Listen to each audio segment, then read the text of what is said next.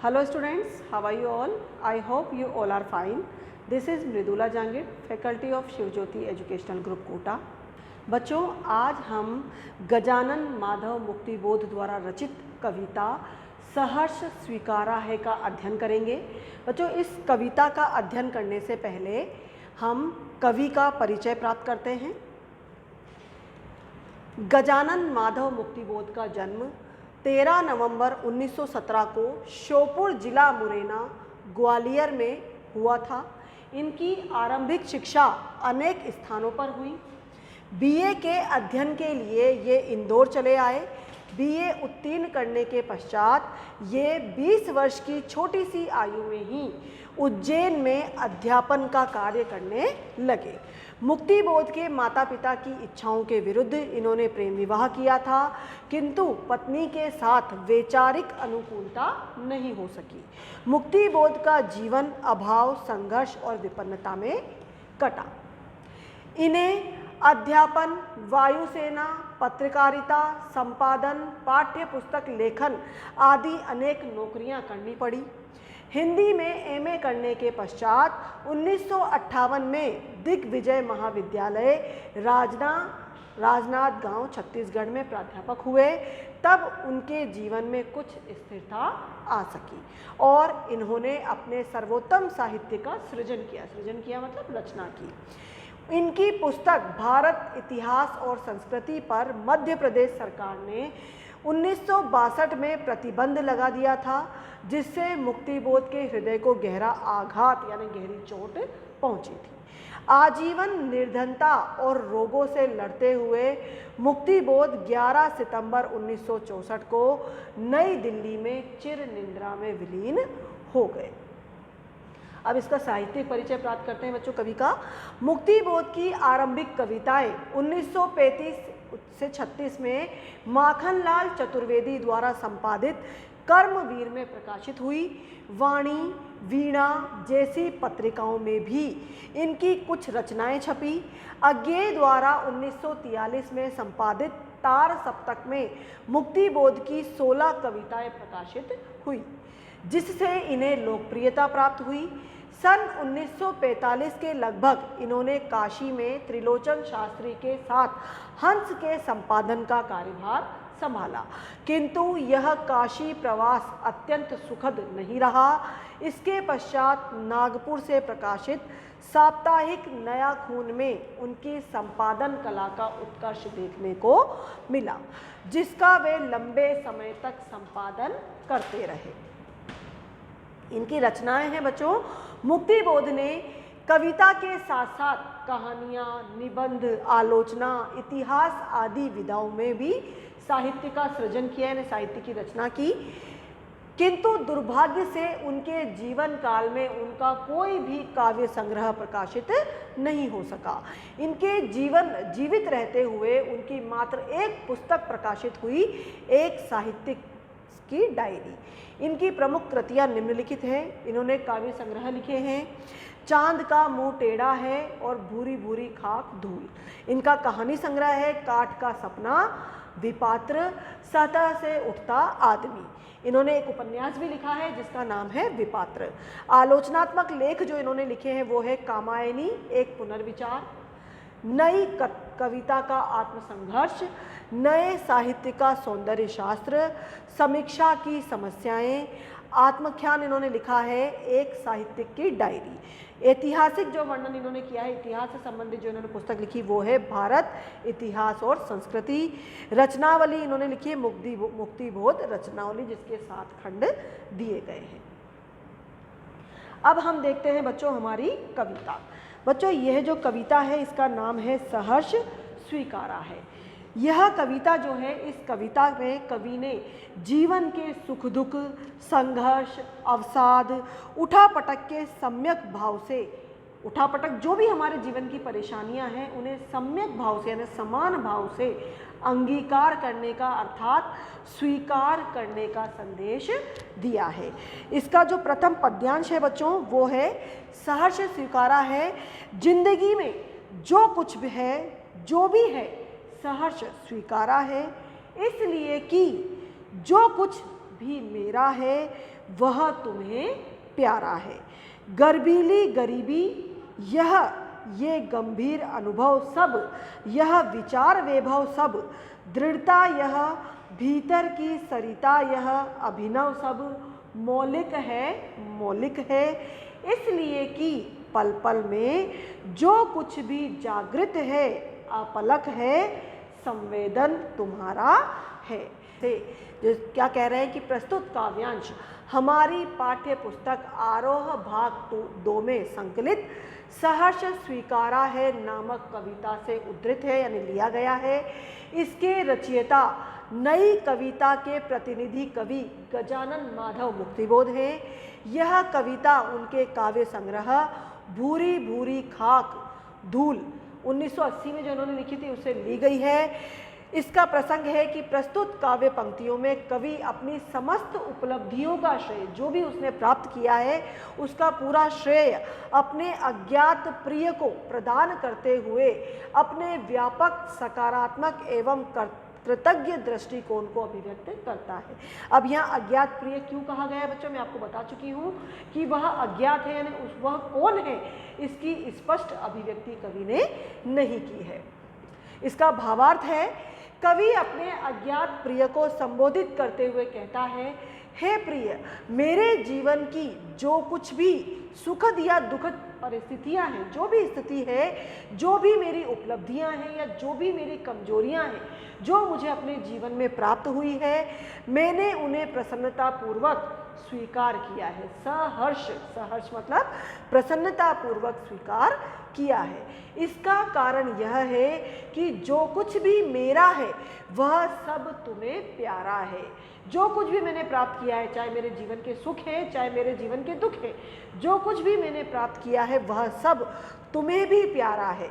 फिर चाहे मेरी स्वाभिमान युक्त गरीबी अर्थात स्वाभिमान युक्त निर्धनता हो, गरीबी हो या गंभीर अनुभव हो, चाहे मेरे जीवन के गंभीर अनुभव हो या मेरे वैभवशाली विचार हो, मेरे व्यक्तित्व की बाह्य यानी बाहरी दृढ़ता यानी मजबूती हो या फिर मेरे अंतःस्थल में प्रभावित होती भावों की नदी धारा। अंतःस्थल मतलब मेरे हृदय में बहती हुई, प्रवाहित होती हुई यानी बहती हुई भावनाओं की नदी की धारा और मेरे अन्य नूतन रूप हो, नूतन यानी नए रूप हो, ये सब सचमुच अपने आप में मौलिक है। मौलिक है मतलब वास्तविक है और इनकी मौलिकता अर्थात इनकी वास्तविकता का कारण है कि मेरे जीवन में जो कुछ भी प्रतिपल घटता है, मेरे जीवन की जो भी गतिशील चेतना है, उन सभी के साथ तुम्हारी संवेदनाएं अर्थात तुम्हारी भावनाएं जुड़ी हुई है। उन सब के पीछे तुम्हारी ही प्रेरणा है, यानी मेरे जीवन में जो कुछ भी मैंने प्राप्त किया है वह मैंने तुम्हारी प्रेरणा से ही प्राप्त किया है। तुम्ही ने मेरे संपूर्ण व्यक्तित्व का सृजन किया है, यानी मेरे संपूर्ण व्यक्तित्व की रचना की है, मेरे व्यक्तित्व को तुम्ही ने बनाया है। काव्यांश की, इसका काव्य सौंदर्य बच्चों की काव्यांश की रचना आत्मकथात्मक संबोधन शैली में की गई है। तत्सम एवं उर्दू शब्दों का सुंदर मिश्रण साहित्यिक खड़ी बोली हिंदी के अंतर्गत हुआ है। गर्बीली गरीबी में ग वर्ण की आवृत्ति होने से अनुप्रास अलंकार और पल पल में दोनों शब्दों की आवृत्ति होने से पुनरुक्ति प्रकाश अलंकार का प्रयोग किया गया है। मौलिक है कि आवृत्ति से काव्य पंक्तियां और अधिक प्रभावी बन गई हैं। हृदय में उमड़ते भावनाओं के प्रवाह के लिए भीतर की सरिता का लाक्षणिक प्रयोग अत्यंत सटीक एवं मनोरम है। इसमें रूपक अलंकार का सुंदर विधान है अर्थात सुंदर प्रयोग किया गया है। अब दूसरा जो इसका पद्यांश है उसे देखते हैं बच्चों। दूसरा जो पद्यांश है वो आप अपनी अपनी बुक में देख सकते हैं। जाने क्या रिश्ता है, जाने क्या नाता है, जितना भी उंडेलता हूँ भर भर फिर आता है, दिल में क्या झरना है, मीठे पानी का सोता है, भीतर वह ऊपर तुम, मुस्काता चांद जो धरती पर रात भर, मुझ पर त्यों तुम्हारा ही खिलता वह चेहरा है। तो बच्चों यह जो पद्यांश है, इस पद्यांश में इन पंक्तियों के माध्यम से कवि अपने प्रिय से स्वयं के संबंधों को व्याख्यायित करता है। इसका भावार्थ है बच्चों कि कवि अपने अज्ञात प्रिय को संबोधित करते हुए कहता है कि हे प्रिय, मुझे स्वयं यह पता नहीं है कि मेरे और तुम्हारे बीच स्नेह का ये कौन सा अनोखा नाता है। नाता है मतलब बंधन है। आखिर किस नाते से मैं तुम्हें इतना चाहता हूँ, इतना पसंद करता हूँ, लेकिन मुझे तो ऐसा प्रतीत होता है कि मेरे हृदय में संभवतः प्रेम रूपी मधुर जल का कोई झरना या स्रोत बहता रहता है, जिससे छलकते स्नेह जल को मैं जितना भी व्यक्त करूं या जितना भी अभिव्यक्त करूं वह या बांटता हूं, वह उतना ही बार बार भर जाता है। जितना मैं उसे बांटता हूं, जितना खाली करता हूं, उतना ही वह बार बार भर जाता है। जिस प्रकार मुस्कुराता हुआ पूनम का चांद, पूनम यानी पूर्णिमा का चांद, रात भर धरती पर अपनी शीतल चांदनी बिखेरता रहता है, उसी प्रकार मेरा हृदय तुम्हारे स्नेह की वर्षा करने वाले खिलते हुए मुख से सदा आच्छादित रहता है। आच्छादित रहता है मतलब ढका रहता है। मेरा हृदय तुम्हारे स्नेह माधुर्य से लबालब भरा है, तो बाहर तुम्हारा मुस्कुराता खिलता हुआ चेहरा उसे पूरी तरह आच्छादित किए रहता है, यानी पूरी तरह उसे ढके रहता है। इसका काव्य सौंदर्य है बच्चों की धरती पर रात भर में र वर्ण की आवृत्ति के कारण अनुप्रास तथा भर भर में फिर से पुनरुक्ति प्रकाश अलंकार का प्रयोग किया गया है। आत्मकथात्मक संबोधन शैली प्रयुक्त होने के कारण काव्यांश प्रभावशाली बन गया है। प्रेम के उपमान के लिए झरना और मीठे पानी का सोता का प्रयोग कवि की व्यापक एवं सूक्ष्म कल्पना शक्ति का परिचायक है। गद्यात्मक प्रवृत्ति रखने वाली यह कविता छंद, लय और तुक के बंधन से मुक्त है। अब इसका अगला जो पद्यांश है वह देखते हैं कि सचमुच तुम मुझे दंड दो कि भूलूं मैं भूलूं मैं, तुम्हें भूल जाने की दक्षिणी ध्रुव अंधकार अमावस्या, शरीर पर, चेहरे पर, अंतर में, पालू में, झेलू में, उसी में, नहालू में। अब यहाँ पर बताया गया है कि सचमुच मुझे दंड दो। दंड का अर्थ होता है बच्चों सजा देना। भूलू में यानी भूल जाना। दक्षिणी ध्रुव अंधकार अमावस्या, दक्षिणी ध्रुव पर छाने वाला गहरा अंधकार। शरीर पर, चेहरे पर, अंतर में, अंतर का मतलब है हृदय में, पालू में, झेलू में, उसी में, नालू में। यह जो कविता है, इस प्रसंग में प्रस्तुत जो पंक्तियां दी गई हैं, उन पंक्तियों के माध्यम से कवि यह कहना चाहता है कि प्रिय की आत्मीयता एवं पूर्ण समर्पित कोमल भावनाओं से वह इतना विवल है यानी व्याकुल है कि स्वयं को उसका उचित पात्र नहीं समझता। इसका भावार्थ है बच्चों कि कवि अपने अज्ञात प्रिय को संबोधित करते हुए कहता है कि हे प्रिय, मैं तुमसे एक कठोर सजा पाना चाहता हूँ, तुमसे मैं दंड प्राप्त करना चाहता हूँ, और वह सजा है तुम्हें भूल जाने की सजा। यानी वह अपने उस प्रियजन को हमेशा के लिए भूल जाना चाहता है।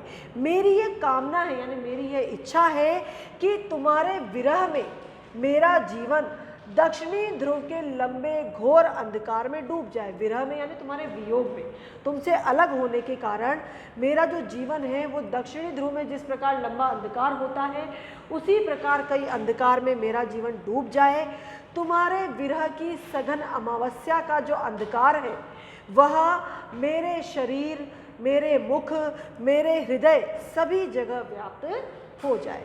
मैं तुम्हारे वियोग से यानी तुम्हारे अलग होने का जो दुख है, उस अंधकार को भरपूर झेलना चाहता हूँ। तुमसे अलग होने का जो दुख होगा वो एक अंधकार के समान होगा, और उस अंधकार को मैं झेलना चाहता हूँ, उस अंधकार को मैं देखना चाहता हूँ और उसी में नहाना चाहता हूँ, यानी उसी में पूरी तरह सराबोर हो जाना चाहता हूँ, जिससे कि मैं अंधकार को अपने भीतर और अंधकार मुझे अपने भीतर पूरी तरह से आत्मसात कर ले, यानी पूरी तरह से मुझे अपना ले। तो इसका काव्य सौंदर्य बच्चों इस पद्यांश में बताया गया है कि कवि ने अपने प्रिय के विरह रूपी घनघोर अंधकार के लिए अमावस्या को उपमान यानी उपमा के रूप में चुना है, जिससे यहाँ रूपक अलंकार का सौंदर्य आ गया है। शरीर पर, चेहरे पर अंतर में र वर्ण या तथा झेलू में, उसी में नालू में ल वर्ण की आवृत्ति के कारण अनुप्रास अलंकार की स्वाभाविक छटा दिखाई देती है। भूलू में की आवृत्ति होने के कारण पुनरुक्ति प्रकाश अलंकार का प्रयोग किया गया है, जिससे यह काव्यांश अत्यंत प्रभावशाली बन गया है। अमावस्या के लिए दक्षिणी ध्रुव अंधकार विशेषण अत्यंत अर्थयुक्त है। इससे अंधेरे की सघनता अत्यधिक घनीभूत हो उठती है। अब अगला जो आपका जो पद्यांश है उसे देखते हैं। इसलिए कि तुमसे ही परिवेष्टित आच्छादित रहने का रमणीय यह उजाला अब सहा नहीं जाता है, नहीं सहा जाता है। ममता के बादल की मंडराती कोमलता भीतर पिराती है। कमजोर और अक्षम अब हो गई है आत्मा, यह छटपटाती छाती को भवितव्यता डराती है। बहलाती सहलाती आत्मीयता बर्दाश्त नहीं होती है।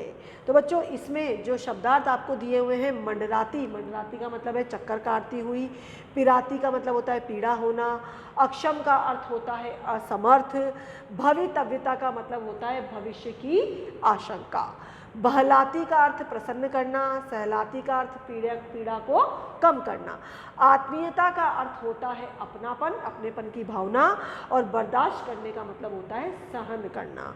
यह जो आपको जो पद्यांश दिया गया है, इन पंक्तियों के माध्यम से कवि कहना चाहता है कि उसका जीवन पूरी तरह से अपने प्रिय के चारों ओर आच्छादित है, यानी पूरी तरह से उसके चारों ओर ही घूमता है। अब इसमें भावार्थ बताया गया है कि कवि अपने अज्ञात प्रेमी को संबोधित करते हुए कहता है कि मेरा जीवन इस समय तुम्हारी आत्मीयता, तुम्हारी कोमलता, तुम्हारे स्नेह और तुम्हारे प्रेम से पूरी तरह से व्याप्त हो चला, यानी पूरी तरह से तुमने ही मुझे सभी तरफ से घेर रखा है। मेरे जीवन का हर पल तुम्हारे स्नेह और माधुर्य से सराबोर है, यानी सभी जगह मुझे केवल तुम्हारा स्नेह और माधुर्य ही नजर आता है। यद्यपि तुम्हारे प्रेम का प्रकाश अत्यंत मनोरम और सुंदर है, लेकिन यह न जाने क्यों मेरे लिए असहनीय हो चला है। अब मुझसे यह सहन नहीं हो रहा है।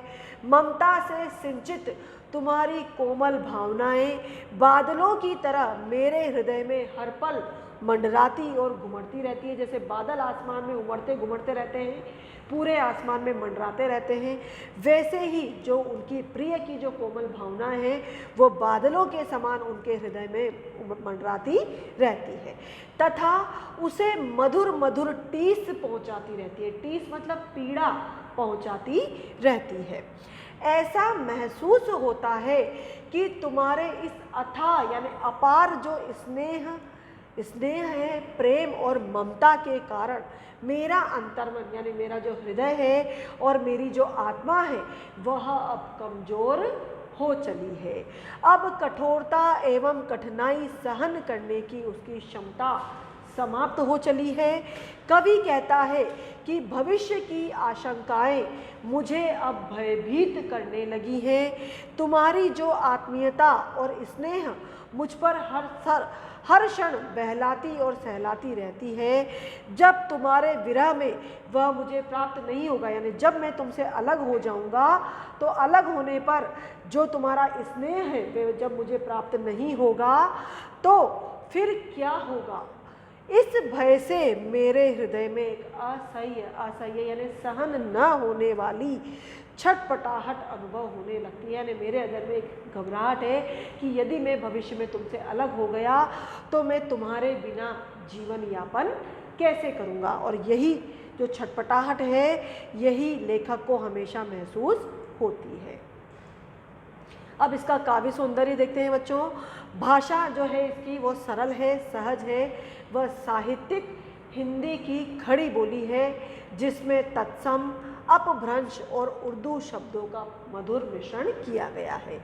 सहा नहीं जाता है, नहीं सहा जाता है में शब्द क्रम में किंचित परिवर्तन से असहनीयता का प्रभाव और भी अधिक गहरा एवं व्यापक हो चला है।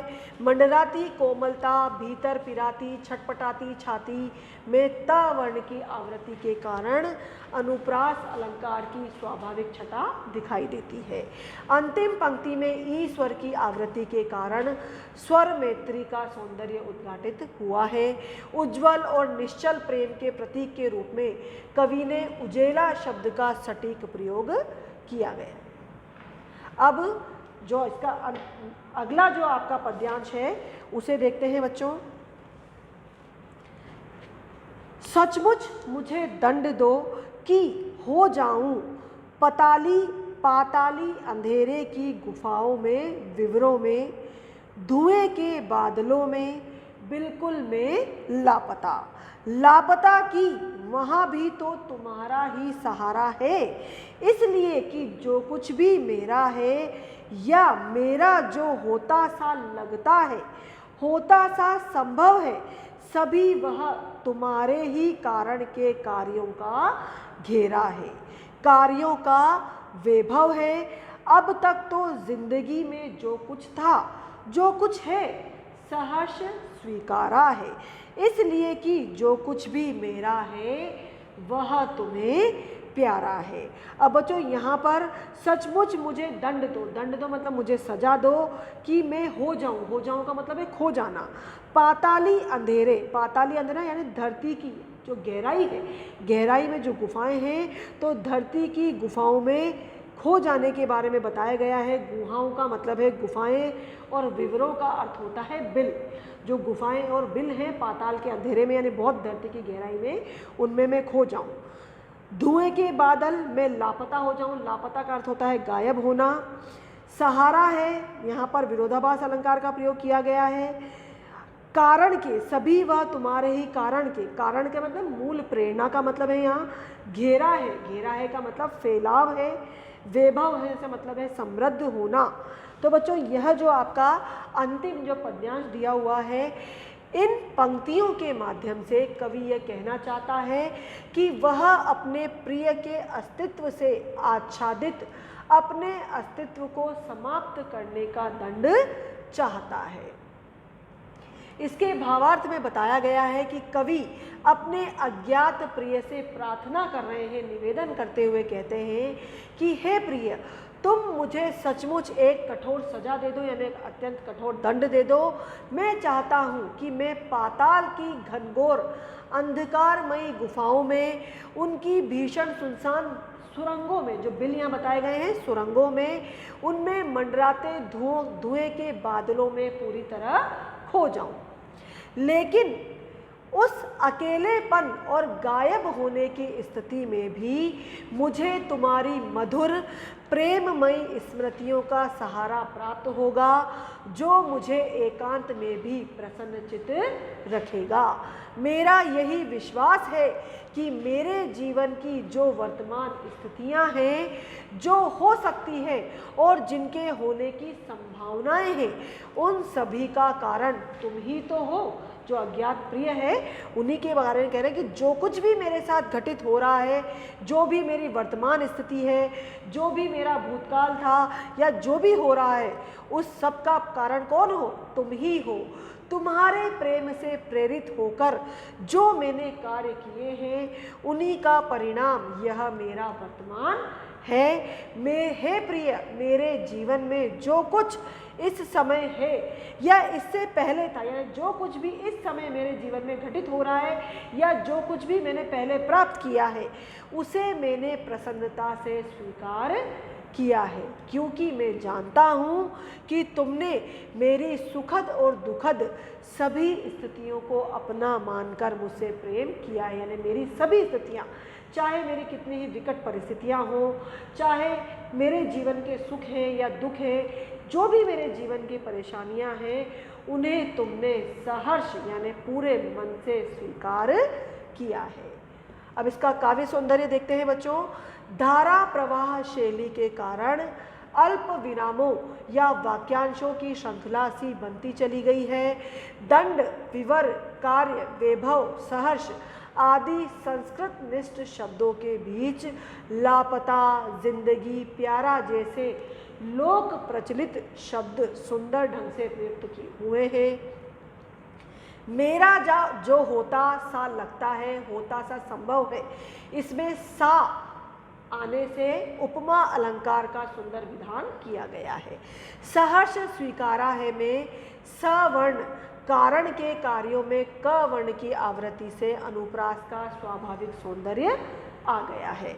तो बच्चों ये है आपकी कविता। अब हम देखते हैं इसका पूरा सार। मुक्ति बोध के काव्य संग्रह भूरी भूरी खाक धूल में संकलित सहर्ष स्वीकारा है शीर्षक कविता कवि के निजी अनुभवों पर आधारित है, जिन्हें वह हमारे साथ बांटता हुआ दिखाई देता है।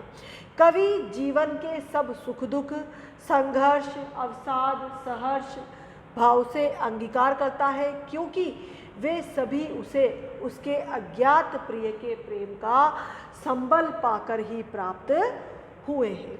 उसकी गर्बीली गरीबी, गंभीर अनुभव, वैचारिक समृद्धि, भावनाओं की नदी आदि सब मौलिक है अर्थात वास्तविक है। कवि के हृदय में सतत प्रेम का अक्षय स्रोत प्रवाहित होता है, तो बाहर उसका रहस्यमय प्रिय उस पर मुस्काते चांद की भांति आच्छादित रहता है। कवि की वह अज्ञात प्रिय उसकी दिवंगत माँ, पत्नी, बहन, सहचरी कोई भी हो सकती है, लेकिन कवि जानता है कि हर समय की भावाद्रता भी अंततः कमजोर करती है। अतः उसकी इच्छा अब इस मोह से मुक्ति प्राप्त करने की है। वह अपने अज्ञात प्रिय को भूलकर विरह की गहरी अमावस में डूब जाना चाहता है, ताकि अंधेरे का सामना होने से उसके चित्त की यानी उसके मन की ताकत बढ़े। वह भाव प्रवणता के निजी पक्ष से निकलकर विचार की भांति उसे जीना चाहता है, जिससे वह बृहत्तर विश्व यानी विशाल विश्व की गुत्थियों को सुलझा सके। लेकिन उसे विश्वास है कि वहाँ भी उसे अपने प्रिय की यादों का सहारा मिलेगा, क्योंकि कवि के सभी कार्यों के पीछे उसके प्रिय की प्रेरणा ही कारण रही है। उसी ने उसके संपूर्ण व्यक्तित्व का निर्माण किया है। तो आई थिंक बच्चों आपको यह पूरी कविता और इसका भावार्थ अच्छे से समझ में आ गया होगा। मिलते हैं अगली क्लास में, तब तक के लिए take care, good bye all of you. धन्यवाद बच्चों।